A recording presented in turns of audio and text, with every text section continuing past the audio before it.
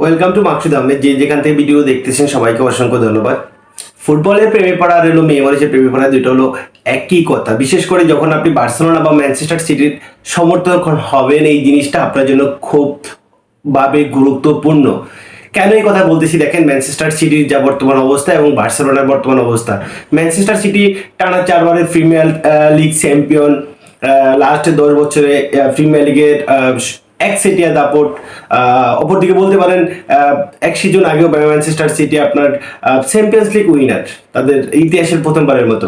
সেই Manchester city last 7 ম্যাচের মধ্যে 6টা ম্যাচ হেরে গেছে এবং একটি ম্যাচ ড্র করছে, যেটা আপনি আমি পেপ গার্দিওলার শিষ্যরাও কল্পনা করতে পারে না। ইভেন ম্যানচেস্টার সিটির ফুল ম্যানেজমেন্টের তারাও এটা কল্পনা করাটাও এক কথায় বোকামি। কেন এই বোকামি? এই জিনিসটা আস্তে আস্তে আসে। দেখেন ম্যানচেস্টার সিটির এই খারাপ সময়টা শুরু হলো কিভাবে। ইএফএল কাপে ম্যানচেস্টার সিটি যখন টটেনহামের সাথে 2-1 গোলে হারে, এ পর্যন্ত ম্যানচেস্টার সিটি একটা ম্যাচ হারতেই পারে। তারপরে ম্যাচ প্রিমিয়ার লিগে এএফসি বার্নামাউথের সাথে, তাও ম্যানচেস্টার সিটি 2-1 গোলে হারলো, হারতেই পারে। প্রিমিয়ার লিগের প্রথম ম্যাচ ম্যানচেস্টার সিটি হারলো। তারপর আবার সেই ম্যানচেস্টার ব্রাইটনের সাথে ম্যানচেস্টার সিটি হেরে গেল আপনার স্পোর্টিং সিটির সাথে চ্যাম্পিয়ন্স লিগে। ম্যানচেস্টার সিটি এগেন হেরে গেল আপনার টটেনহাম হটস্পারের সাথে। ম্যানচেস্টার সিটি আবার চ্যাম্পিয়ন্স লিগে একটা ম্যাচ খেললো আপনার ফেইনরুডের সাথে, যে ফেইনরুডের সাথে 75 মিনিট পর্যন্ত ম্যানচেস্টার সিটি 3-0 গোলে লিডে থাকা অবস্থায়ও, যেটা চ্যাম্পিয়ন্স লিগের হিস্ট্রিতে 75 মিনিট কেউ লিডে থেকে 3-0 ব্যবধানে লিডে থেকেও কোনো ম্যাচ ড্র বা হারতে পারে, সেটা ম্যানচেস্টার সিটি করে দেখাইছে। সেটা ম্যানচেস্টার সিটি 3-3 গোলের ম্যাচটা ড্র করে তাদের চ্যাম্পিয়ন্স লিগ থেকে 80 পয়েন্ট নিয়ে আসছে। এবং লাস্ট ম্যাচ লিভারপুলের সাথে গত রাত্রে 2-1 গোলে ম্যানচেস্টার সিটি হেরে গেছে। লাস্ট 7 ম্যাচের মধ্যে ম্যানচেস্টার সিটির 6টা হার এবং একটা ম্যাচ ড্র, সেখানে মাত্র একটা পয়েন্ট, সেখানে চ্যাম্পিয়ন্স লিগে ফেইনরুডের সাথে এই ম্যানচেস্টার সিটি। আর অপরদিকে বার্সেলোনার কথা যদি ধরেন, যে বার্সেলোনা লাস্ট 3টা ম্যাচে জিতে বার্সেলোনা টেবিলের সর্বোচ্চ চূড়ায় থাকার কথা, যদিও সেখানে সর্বোচ্চ চূড়ায় আছে। রিয়াল মাদ্রিদ এক ম্যাচ কম খেলে বার্সেলোনা থেকে 1 পয়েন্ট কম পেয়েছে যদিও, কিন্তু সেখানে দেখেন সেল্টা ভিগোর সাথে ম্যাচটা কিভাবে ড্র করলো বার্সেলোনা। যে বার্সেলোনা 82 মিনিট পর্যন্ত 2-0 করে লিডে থাকে, সেই বার্সেলোনা 83 মিনিটে রেড কার্ড, 84 মিনিট, 85 এবং 86 মিনিটে পরপর 2টা গোল খেয়ে বার্সেলোনা 2-2 গোলে সেল্টা ভিগোর সাথে ড্র করছে। এবং অপর একটি ম্যাচ রিয়াল সোসিয়েদাদের সাথে তাদের ঘরের মাঠে গিয়ে 1-0 ব্যবধানে বার্সেলোনা হেরে আসছে। এবং সেই ম্যাচটায় বার্সেলোনা কোথায় পাত্তাই পায় নাই। আর শেষ ম্যাচ বার্সেলোনা হেরে গেল কার সাথে? লাস পালমাসের সাথে, তাও আবার 2-1 গোলের ব্যবধানে। এবং লাস পালমাস এর সাথে বার্সেলোনায় হারছে, ঠিক আছে, হারছে, কাসাদো ছিল না বা মিডফিল্ডের প্যাটার্নটা এই লেভেলে ছিল।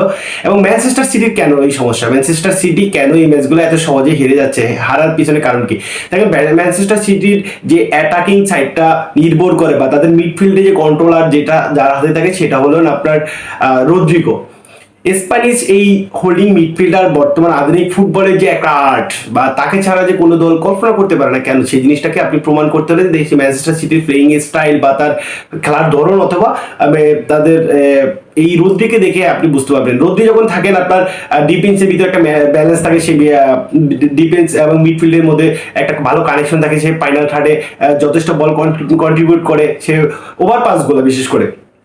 আর অপরদিকে বার্সেলোনাতে সে কাজটা কাছাতে করে গেছিল শুরুতে, যদি মার্ক বার্নাল ইনজুরিতে পড়ার পরে সে দায়িত্বটা মার্ক কাসাদো যদিও ঠিকঠাক পালন করতেছে বলে আপাতত মনে হচ্ছে, কিন্তু সে কাসাদো ছাড়াও বার্সেলোনার অবস্থা যাচ্ছে তাই। এখন ম্যানচেস্টার সিটি থেকে রদ্রি ছাড়া অন্য কোনো প্লেয়ার ছিল না? হ্যাঁ ছিল।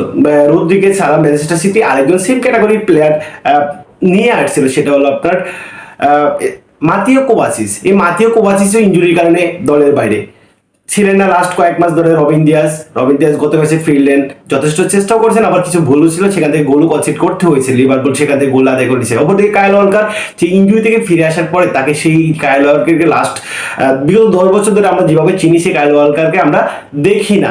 এখানে আরো কিছু ফ্যাক্টর কাজ করে, যে ফ্যাক্টর কাজগুলো হলো ম্যানচেস্টার সিটি সবসময় আপনার 2টা উইং এর উপরে খুব বেশি জোর দেন। সেটা আমরা বার্সেলোনায় দেখেছি, সেটা এখন ম্যানচেস্টার সিটি যেটা করতে দেখেন। ম্যানচেস্টার সিটি এই দায়িত্বটা কে নিচ্ছেন? এই দায়িত্বটা নিচ্ছেন আপনার জ্যাক গ্রিলিশ, ডুকো, লাস্ট সিজনে দেখতাম সেই দায়িত্বটা খুব ভালোভাবে পালন করে আসছেন বার্নার্দো সিলভা। বার্নার্দো সিলভাকে এবার খুঁজেই পাওয়া যাচ্ছে না। বার্নার্দো সিলভা তার সেই রাইট উইংয়ে থাকবেন না, হোল্ডিং মিডে খেলবেন না, আপনার অ্যাটাকিং খেলবেন, যে বার্নার্দো সিলভা এক্স্যাক্টলি রোলটা কি পেপ গার্দিওলা সেই জিনিসটা কি ক্লিয়ার করার সুযোগ কি পাচ্ছেন? আমার তো মনে হচ্ছে না পাচ্ছেন। বার্নার্দো সিলভাকে খুঁজে পাচ্ছে না, বিশেষ করে কেভিন ডি ব্রুইনাকে পাওয়া যাচ্ছে না, ফিল ফোডেনের জায়গায় নেই।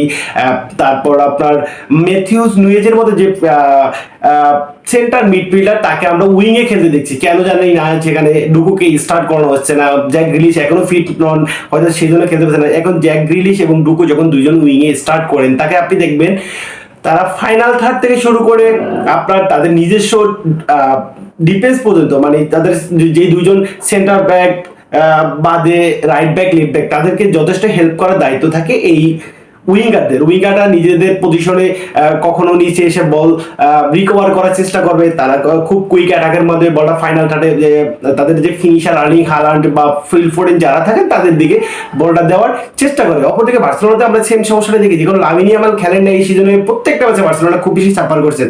একটা ম্যাচ হয়তো ড্র করতে পারছেন বটে, কিন্তু লামিনী ইয়ামাল ছাড়াও বার্সেলোনা প্রত্যেকটা ম্যাচে হেরে গেছে। এখন কেন হারছে?